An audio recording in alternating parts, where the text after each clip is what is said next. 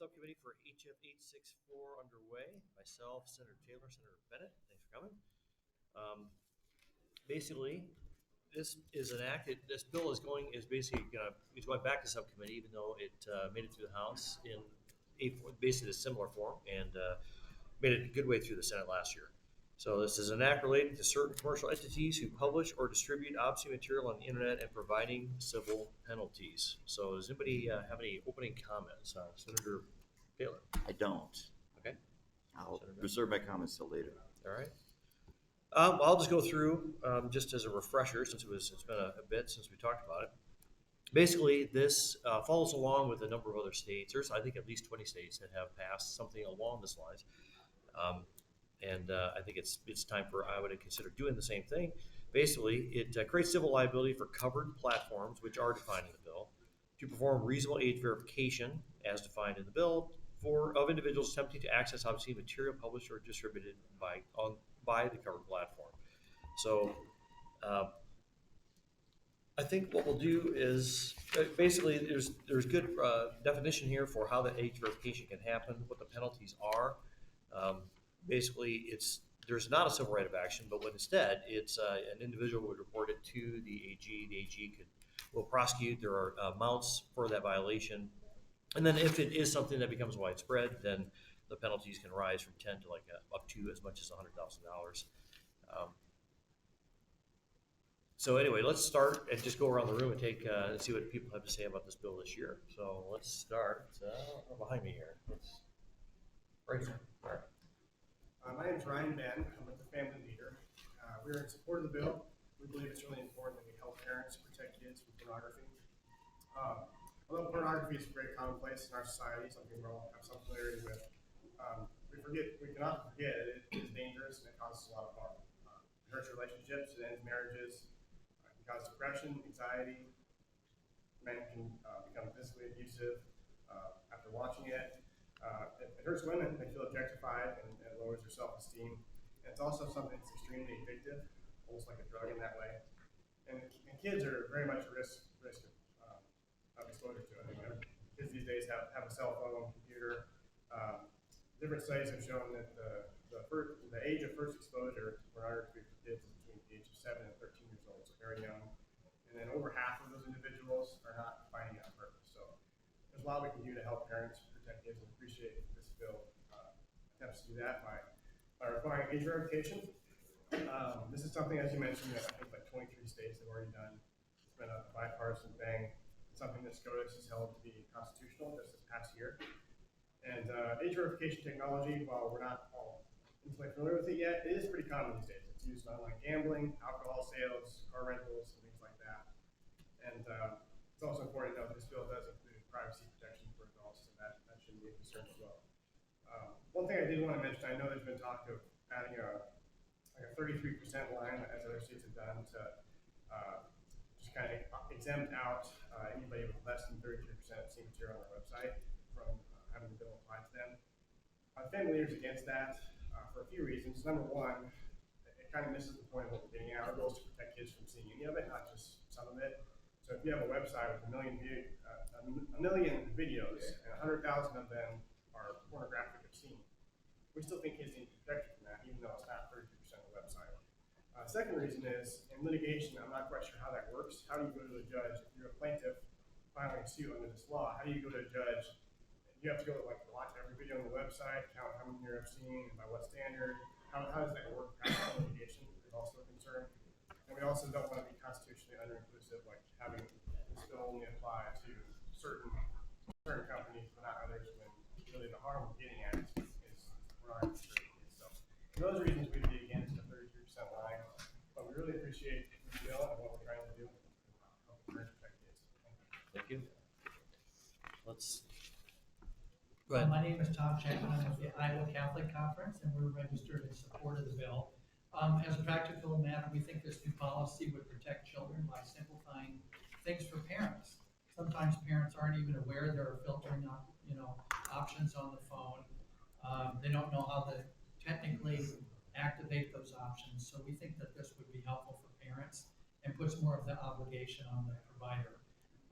As Ryan was saying, I looked at it, there was a meta-analysis done of 37 studies, and it showed that exposure to violent adult material increased a child's odds of experiencing sexual exploitation by nearly 3 times. So we think that's a danger, and as has been said, children are more susceptible to addictions as well. So this bill doesn't solve everything, obviously, but if we could put some speed bumps along the way to this content, we think it's worth it. So thank you. Thank you.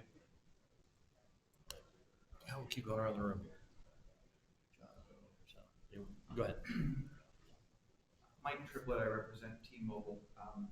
We have no opinion on the substance of the bill. We do very much agree, and the House agreed, that the language in Section 4 that limits the liability of internet service providers is well thought out, and we would encourage that to stay in. Sure. Thank you. Kate Bolton, I'm here with the Motion Picture Association. We're monitoring the bill. Thank you. Daniel Spalding on behalf of the Iowa Communications Alliance. I'd echo Mr. Triplett's comments on internet service providers, specifically with public platforms. Logan Murray here on behalf of the Technology Association of Iowa. We're registered undecided on the bill. I want to be clear, like I was last year, we have no issue with the concept behind the bill. As far as the Paxton case that was referenced, that was decided this past summer, we do have a slight concern that the multi-factor test within this bill may not meet the standard that was basically ruled on by the U.S. Supreme Court justices in the Paxton case, which was regarding the Texas law. Once again, we have no issue with the concept behind the case.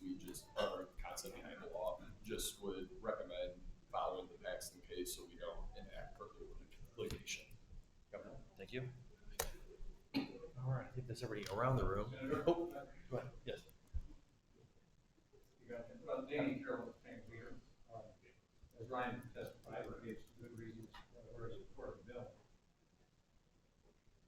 Even though I don't think there's anybody registered opposed, there probably is some resistance, probably some concern from providers, unintended consequences, identity, that type of thing. You know, it occurred to me some time ago, we're interested in protecting children, probably why this passed the House almost unanimously, over 90 votes. But the concerns about the bill involve businesses, adults. And so if there's resistance or concerns, it seems to me what we're saying is we're going to leave children vulnerable while we protect adults. Has it ever occurred to us to flip that narrative and say, no, we're going to leave adults vulnerable and we're going to protect children at all costs? That's the way I look at it. Why don't the adults come together and say that protecting children is of vital importance, so important that there may be some vulnerabilities on the parts of businesses and adults, but we're going to protect children to every extent possible. Thank you. Yeah. All right. Let's see who is online. Is anybody online? I see somebody. Did somebody raise their hand? Or? All right. Now going once, going twice. All right. Well, I appreciate all the testimony, and I guess I'm in concurrence with most of what was said. It seemed like there wasn't a lot of anybody truly opposed. I think this bill goes a long ways to protecting the children of Iowa myself, and I like where the bill's gone. I like that it's got had the support it's had through the state. Does anybody have any closing comments? I'm in support of the bill for sure. I'd say I think it's well thought out, and yes, I'm going to sign. Sure. I do have some concerns with the bill. Okay. We worked on this bill last year. Again, I think everybody here agrees. We do not want children having access to hardcore pornography on the internet. 100% agree. You are correct that bills like this are being proposed in different states, being passed in different states. But privacy advocates and data security advocates, such as the Electronic Frontier Foundation, have raised privacy concerns with bills like this. It is true that age verification is used a lot on the web. I would call attention to the most recent data breach that occurred because of age verification that happened on Discord. There are questions about storage of this data, handling of this data, whether this data is stored or collected by entities that are under the purview of justice of the United States. There are concerns about encouraging people to upload sensitive documents. And even creating a situation where young people would be incentivized to take their parents' IDs and upload them, in some cases, to unscrupulous organizations. So that's a concern there. Um, I'm really concerned that this opens up the risk of bad actors with bad practices um, to harvest this sensitive data. I think the other big concern that's being flagged by information advocates across the country is that these bills are happening all across the nation concurrently with efforts to redefine obscenity. Again, we all agree that we do not want children to have access to hardcore pornography. But in this very legislature, even, we have a bill defining drag as obscenity without regards to any sexual or non-sexual content of that performance. So that's a major redefinition of obscenity away from something that appeals mainly to the prurient interest to something for entertainment value that some people just ideologically don't like. We're also seeing restrictions of access to information simply about existing as an LGBTQ person, efforts to restrict access to information about reproductive rights. So my big concern here, I would say there are two concerns. The concerns that are being raised by privacy advocates from within the tech industry, as well as the fact that this is happening concurrently with other efforts, even in this legislature, to redefine obscenity. So that's where I'm at on it. Okay. Senators, we do have someone on the line. Oh, good. All right. We will.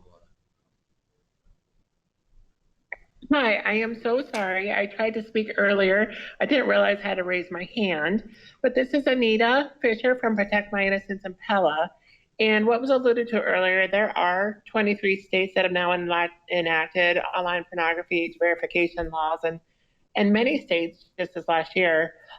So this has said demonstrates a growing national consensus that protecting minors online is necessary and very much achievable. Our great state of Iowa should not lag behind, and we are very grateful for this legislation and your careful attention to the important matter of protecting Iowa's youth. Thank you very much for all your efforts. Thank you. Anyone else? Anyone else? All right. Well, I guess I'll just follow or just finish up with. I appreciate the comments here, and I appreciate the fact that we're focusing on children. I understand. I hear the concerns, and different entities have concerns and the privacy issues that are raised. But at the heart of it, we have just this almost unrestricted access to content on the internet that is absolutely. I mean, I think everybody would concur. Everybody does concur that it is fully inappropriate for kids, and we've got to get a handle on that. I think this bill addresses that, and so I'll be moving it forward. And I think for everybody attending. Let's see, I don't have the folder actually.